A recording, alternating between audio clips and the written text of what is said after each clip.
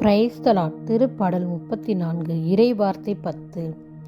சிங்கக்குட்டிகள் உணவின்றி பட்டினி இருக்க நேரிட்டாலும் ஆண்டவரை நாடுவோருக்கு நன்மை எதுவும் குறைபடாது. தாயும் தகப்பனுமாய் எங்களை வழிநடத்துகிற அன்பு இறைவா, இந்த இரவு பொழுது உம்மை நோக்கி ஒவ்வொருவரும் ஜெபித்து கொண்டிருப்பார்கள். தகப்பனே, ஜெபிக்கிற ஒவ்வொருவரின் கரத்தினுக்குள்ள ஒப்பு கொடுக்குறப்பா. மெய்யா தேடுகிற யாவருக்கும் நீர் அண்மையிலிருந்து ஆசீர்வாதத்தை தரப்போவதற்காக நன்றி செலுத்துகிறப்பா. இஸ்ரேலின் அருள்குரலை கேட்டு பெரிய இனத்தை தோன்றச் செய்தவரே எமக்கு நன்றி அப்பா. மனம் வெதும்பி மன்றாடிய தோபித்துக்கு செவி சாய்த்தவரே எமக்கு நன்றி ஆண்டவரே. கடவுளிடமே கண்ணீர் வடிக்கின்றேன் என்ற யோபுவுக்கு மனதுருகியவரே எமக்கு நன்றி ஐயா. துயரத்தால் என் கண் உன் உயிரும் என் உடலும் தளர்ந்து போயின என்ற தாவீதுக்கு இரக்கம் காண்பித்தவரே உமக்கு நன்றி ஐயா. உன் கடவுள் எங்கே என்று தீயோர் சொல்லிய போது இரவும் பகலும் என் கண்ணீரை எனக்கு உணவாயிற்று என்ற தாவீதிற்கு இறங்கியவரே உமக்கு நன்றி ஐயா. அழுது கொண்டே தலையை மூடிக்கொண்டு வெறுங்காலோடு நடந்து சென்ற தாவீதை வெற்றியுடன் அரியணைக்கு திருப்பச் சென்றவரே உமக்கு நன்றி அப்பா. நன்றி நன்றி நன்றி நன்றி செலுத்துகிறப்பா.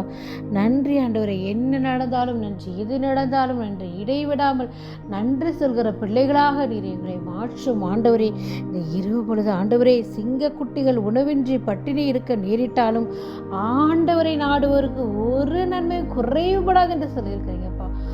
ஆம் தகப்பனே அப்பா, ஆண்டவரை தேடுகிற பிள்ளைகளுக்கு எதுவுமே குறைவுபடாது, எதுவுமே குறைவுபடாது. தாவீதை போல நடனமாடி அப்பாவை ஸ்தோத்தரிக்கிற பிள்ளைகளாக நீர் மாற்று ஆண்டவரே. ஆடு மேய்த்து கொண்டிருந்த தாவீதை எவ்வாறு நீ உயர்த்தினீர் ஆண்டவரே. திருப்பொழிவு அருள் பொழிவு செய்யப்பட்ட மகனாக அந்த மகனை தேர்ந்தெடுத்து அப்பா உமக்கு பிரியமான மகனாய் வைத்து கொண்டீரே. அதுபோல இந்த நாளில் கூட இன்று ஆயிரக்கணக்கான மக்கள் தாவீதை போல வெறுமையான பிள்ளைகளாக இருக்கிறாங்க. நான் எதற்குமே உதவாத பாத்திரமா இருக்கேனே, என் குடும்பத்துக்கு என்னால் உதவ முடியலையே, சமுதாயத்திற்கு என்னால் உதவ முடியலையே, நான் எதுக்குமே லாய்க்கில்லாமல் இல்லாமையில் இருக்கிறேனே, எனக்கு படிப்பறிவு இல்லையே, எனக்கு வேலை இல்லையே, நான் எதற்கு இந்த உலகத்தில் வாழ்வதுன்னு சொல்லி பல இளைஞர்கள் இப்பொழுது கண்ணீர் வடிக்கிறாங்க. நான் படித்த படிப்புக்கேற்ற வேலை இல்லையே, நான் என்ன செய்வது, நான் நினைத்தபடி என்னால் வாழ முடியலையே என்று பல பேர் இந்த நாளில் கூட கவலையோடு கண்ணீரோடு இருப்பாங்க. ஆண்டவர் எல்லாருக்கும் சொல்றாரு, தாவீதை உயர்த்தினது போல நான் உங்களையும் உயர்த்துவேன் என்று சொல்லி இறை வார்த்தை கொடுத்திருக்காரு.